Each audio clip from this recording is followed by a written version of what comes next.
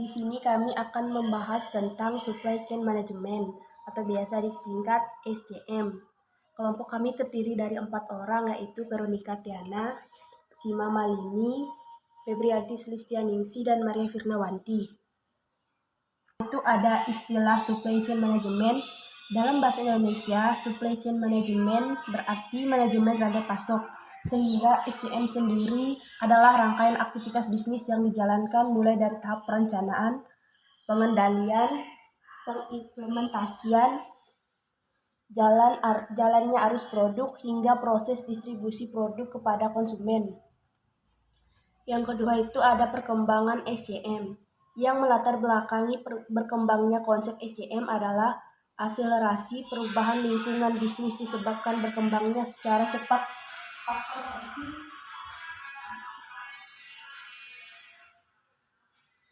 antara lain yang pertama, tuntutan konsumen yang semakin kritis.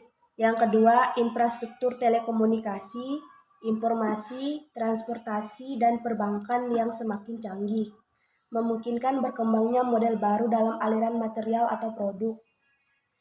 Yang ketiga, daur hidup produk sangat pendek seiring dengan perubahan yang terjadi dalam lingkungan pasar. Yang keempat, kesadaran konsumen akan pentingnya aspek sosial dan lingkungan dalam kehidupan, menuntut industri manufaktur memasukkan konsep-konsep ramah lingkungan, mulai dari proses perancangan produk, proses produksi maupun proses distribusinya. Yang ketiga itu ada tujuan SCM. Yang pertama ada tujuan umumnya. Tujuan umumnya adalah menyeimbangkan antara permintaan dan juga penawaran agar lebih efektif dan juga efisien. Yang kedua ada tujuan strategis. Yang ingin dicapai dari rantai pasokan adalah memenangkan persaingan minimal perusahaan yang bisa bertahan di tengah persaingan pasar yang ketat. Yang keempat itu ada fungsi SCM. Yang pertama, fungsi SCM secara fisik, di mana fungsi dari SCM ini adalah mengkonversi bahan baku menjadi produk jadi yang bisa disampaikan ke konsumen akhir. Yang kedua, fungsi selanjutnya adalah SCM sebagai mediasi pasar dan memastikan jika telah disuplai oleh supply chain. Yang ketiga, fungsi terakhir adalah berhubungan dengan biaya survei pasar, perencanaan produk, dan berbagai macam biaya yang bisa muncul akibat tidak terpenuhi aspirasi konsumen oleh produk yang mana disediakan oleh supply chain. Selanjutnya akan dilanjutkan oleh Veronica Tiana.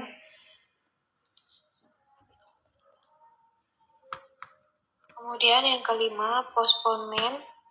Postponement merupakan adaptasi dari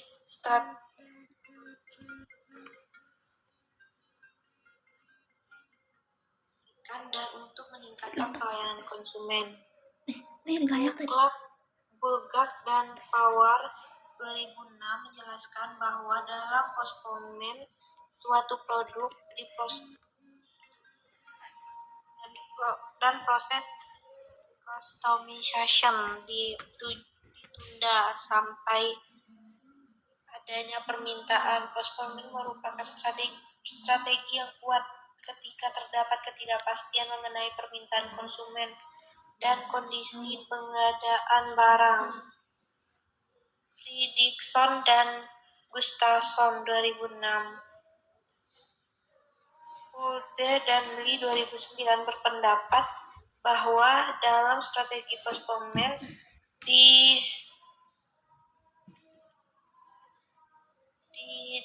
diferensiasi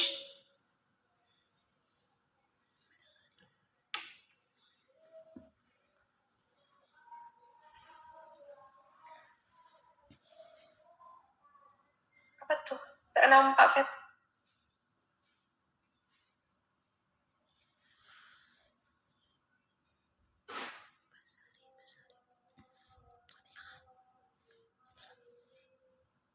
Diferensiasi suatu produk akan ditunda sampai pada tahap akhir proses produk.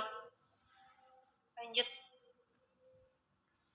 Kemudian keuntungan dari penerapan strategi postponement Yang A, postponement memudahkan perusahaan-perusahaan untuk dapat memenuhi tantangan pasar. Yang B, mengurangi biaya simpan dan biaya produksi. Survei dan Oracle Corporation 2003 mengemukakan bahwa penerapan postponement yang sukses dapat mengurangi biaya simpan atau inventory secara keseluruhan sebesar 40%. C. Meningkatkan kepuasan konsumen karena penerapan strategi postponement diidentik dengan mass customization, yang artinya suatu produk yang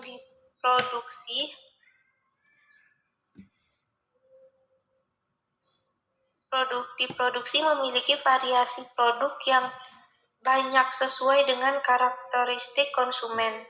Hal tersebut membuat semakin terpenuhinya keinginan dan kebutuhan konsumen. Kemudian yang keenam, lanjut Feb.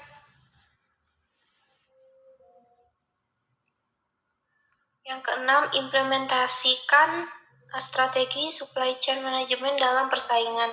Strategi dalam supply chain management, keputusan yang diambil oleh suatu perusahaan untuk memenangkan persaingan di dunia pasar adalah yang pertama, pendirian pabrik baru, yang kedua, penambahan kapasitas produksi, yang ketiga, penggabungan dua fasilitas produksi, yang keempat, perencanaan produk baru, yang kelima, pengalihan tanggung jawab pengelolaan persediaan di supplier,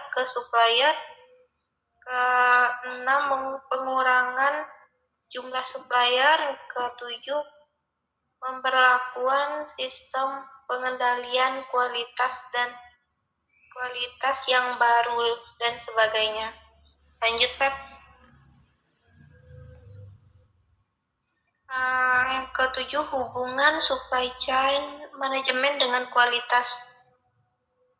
Menurut Deming 1982, kualitas harus bertujuan memenuhi kebutuhan pelanggan sekarang dan masa mendatang.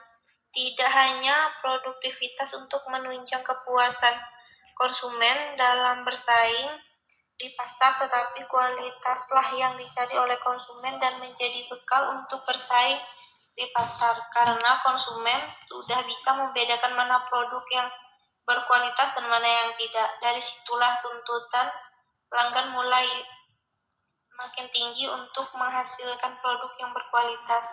Karena jika kualitas suatu produk itu bagus atau sesuai dengan kebutuhan pelanggan dengan biaya yang murah, maka produktivitas pun akan meningkat dan pastinya keuntungan juga meningkat. Kemudian dilanjutkan oleh Sima Malini. Baik, selanjutnya ada Enterprise Resource Planning. Apakah ERP itu? Perencanaan sumber daya perusahaan atau sering disingkat dengan ERP ini adalah sistem informasi yang diperuntukkan bagi perusahaan manufaktur maupun jasa yang berhubungan dengan aspek kooperasi, produksi maupun distribusi di perusahaan bersangkutan. Juga ERP ini sebagai bank office system yang mendedikasikan bahwa pelanggan dan publik secara umum tidak dilibatkan dalam sistem ini. Lanjut. Selanjutnya yang kedua, model ERP. Yang pertama itu ada model operasi, ada general logistik, sales dan distribution, material management, logistics equation, balance management, planning maintenance, customer service, producting planning and control, project system, environment dan manajemen. Selanjutnya yang kedua, manajemen finansial dan akuntansi. Ada generasi akunting, finansial accounting, controlling, investment management, treasury, enterprise controlling. Selanjutnya yang ketiga, ada modul sumber daya manusia yang terdiri dari personal management, personal time management, payroll, training and event management, organization management, dan travel management. Selanjutnya, konsep dasar ERP. Yang pertama itu adalah perencanaan sumber daya perusahaan atau sering disebut dengan ERP. Planning adalah sistem ERP adalah sistem informasi yang diperuntukkan bagi perusahaan manufaktur maupun jasa yang berperan mengintegrasikan dan mengotomasikan proses bisnis yang berhubungan dengan aspek operasi, produksi maupun distribusi di perusahaan bersangkutan. Dan juga ERP sering disebut sebagai bank office, sistem indikasi bahwa pelanggan dan publik secara umum tidak dilibatkan dalam berbeda dengan front office system yang langsung berurusan dengan pelanggan seperti sistem e-commerce, customer relationship management atau disebut dengan CRM, agreement dan lain-lain. Selanjutnya ada fungsi enterprise ERP. Pertama ada membantu proses kolaborasi, yang kedua dapat meningkatkan performa bisnis, yang ketiga meningkatkan sistem keamanan data, yang keempat mengurangi biaya operasional perusahaan, yang kelima membuat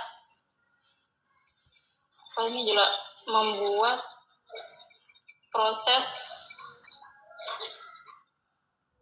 produksi yang lebih akurat dan tepat. Selanjutnya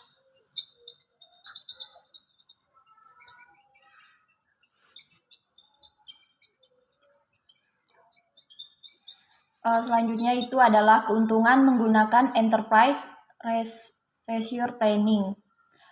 Yang pertama, data bisnis yang akurat dan terintegrasi. Yang kedua, dasar pengambilan keputusan lebih baik. Yang ketiga, lebih efisien dan produktif. Yang keempat, mengembangkan etos kerja dengan standarisasi sistem. 6. Konfigurasi sistem ERP. Sebagian besar sistem ERP berdasar pada model server client. Secara singkat, model server client adalah bentuk dari topologi jaringan yang mana komputer pengguna atau terminal mengakses program data ERP melalui hotspot komputer dan disebut server. Walaupun server dapat dipusatkan, klien biasanya ditempatkan di macam-macam lokasi di seluruh perusahaan. Terdapat dua bentuk dasar client server modul. Yang pertama, two-tier model. Pada two-tier model ini, server menangani kedua tugas, aplikasi database. Komputer klien bertanggung jawab untuk menyajikan data kepada pengguna dan menyalurkan input pengguna kembali ke server. Beberapa vendor ERP menggunakan pendekatan ini pada local area network. Yang kedua, three-tier model. Fungsi database dan aplikasi three-tier model. Bentuk ini khusus untuk sistem ERP yang luas di mana pengguna menggunakan wide area network untuk berhubungan antara pengguna. Bisa dilihat di sini adalah bentuk dari dua model tadi. Selanjutnya, OLTP atau Online Transaction Processing dan OLAP, Online Analytical Processing. Perbedaan keduanya dapat diringkas sebagai berikut. Aplikasi OLTP mendukung tugas penting manajemen melalui query sederhana pada operasional database. Aplikasi OLAP mendukung tugas penting manajemen melalui pemeriksaan analisis pada gabungan data yang kompleks yang dapat dari data warehouse. OLAP servers mendukung Common Analytical Operation termasuk A. Consolidation adalah pengumpulan atau roll up data. B. Drill down mengizinkan pengguna untuk melihat data sesuai pilihan tingkat detail. Yang C. Slicing and dicing menggunakan pengguna untuk memeriksa data dari sudut pandang yang berbeda. Sering dilaksanakan sepanjang waktu untuk menggambarkan tren dan pola. Sekian presentasi dari kami. Apabila ada pertanyaan silahkan.